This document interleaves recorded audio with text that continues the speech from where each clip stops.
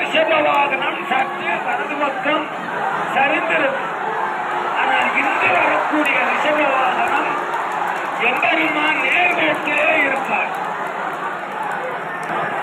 அருளை கொடுப்பதற்காக நேர்பார்வையிலே வருவார்.